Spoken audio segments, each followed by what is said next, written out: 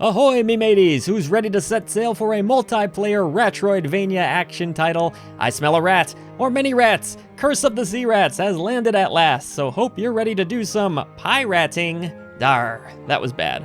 Alright, no more rat puns. The year is 1777. Along the Irish coast, a ship full of swindlers, pirates, and general scumbags is heading for Great Britain when suddenly the evil witch Flora Byrne curses everyone, transforming them into what exactly? Ratty rodents, of course. Before leaving, Flora grabs the Admiral's son, leaving the Admiral in a tough bind. He will now need to free the prisoners of this ship in exchange for them rescuing his now captured child, and thus our adventure begins. There is more to the story, and actually quite a bit of dialogue throughout the game, mostly told through text boxes and some really nice portrait art, and it's cute in a Saturday morning kind of way, but nothing amazing. Some of the characters have a bit of charm to them, but the overall writing never really exceeds fine or serviceable. Curse of the Sea Rats gives you 4 characters to choose from: David Douglas, Buffalo Calf, Bussa, and Akane Yamakawa. They all feel pretty unique from one another, and each character will level up on an individual basis, which could potentially add some replay value if you wanted to try to max all 4 characters out.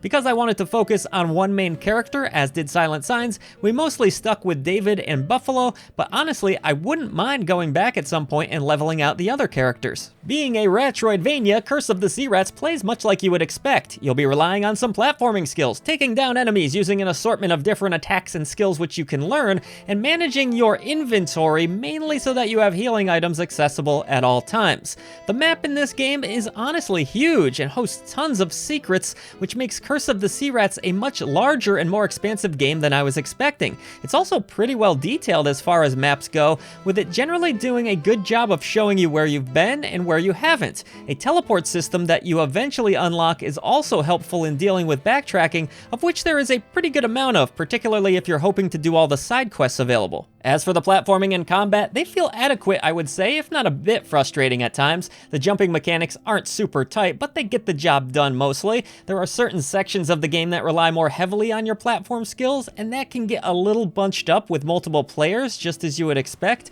but generally, the co-op feature of this game works surprisingly well. For those of you that are skeptical about playing a Metroidvania-style game with a friend, I encourage you to give it a go. We had a blast finding treasures, reading the map together, and exploring the many areas Curse of the Sea Rats offers. Plus, 2 heads are better than 1, as they say. I did not try 3 or 4 players. I imagine that's pretty fun too, but again, for the platforming sections, things could get even crazier. The good news is that when you take a death in this game, and you will, you become a rodent ghost for a while that can float around, and you can eventually be saved by one of your co-op partners. So that does alleviate a little bit of the frustration, particularly with the platforming sections, but it's really hard to pull off a save in the boss encounters, but more on those later. Combat mostly relies on basic combo mashing, but the game does feature an okay block and parry system, nothing too robust or exceptional. It's all honestly just fun, simple, and easy enough for most players to be able to hop into and start playing straight away. This world is also host to many shops for purchasing items, a decent save point system that won't leave you overly frustrated, and a skill tree that is quite easy to navigate. Gold that you collect along the way and experience is shared between the rats, so when visiting Wu Yun, who can restore your health and unlock abilities, it's important to take turns leveling up unless you want to be a dick and hog all the experience for yourself. Even with the revive mechanic where you can try to save your partner, Curse of the Sea Rats will put up a decent challenge, but it's also a game where you can level up and grind your way through victory, so if a boss is too difficult, just go and kill enemies for a while, you'll get a lot stronger, and then you'll beat the hell out of that boss quite easily. So overall, Curse of the Sea Rats is pretty fun to play for the most part, but the real joy of this title is that gorgeous hand-drawn art mixed with 3D backdrops. The developers put so much love and care into the animations and the look and feel of each character that the backgrounds almost feel a little bit weak in comparison, but it's still a pretty nice, desirable effect. If you enjoyed classic cartoon animation, you'll love the game's graphical style,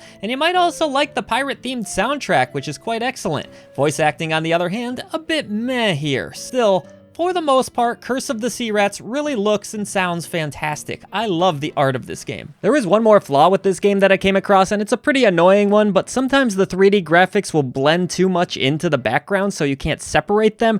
So there was a cave with spikes, for example, but they just looked like they were part of the backdrop, but I would constantly be hitting the spikes, and so would my partner, so that's pretty annoying. Sometimes the graphics just don't separate themselves enough. With well over 12 hours of gameplay, Curse of the Sea Rats is an enjoyable little title that's good fun with a friend or two. Its mechanics are just fine, not amazing, but it's fun playing this style of game with a friend, and the world's art and sound make it wonderful to explore. There's good replayability in mastering all the characters, and maybe even an extra ending or two? You'll hopefully find out for yourself, as Curse of the Sea Rats is more of a blessing than a curse.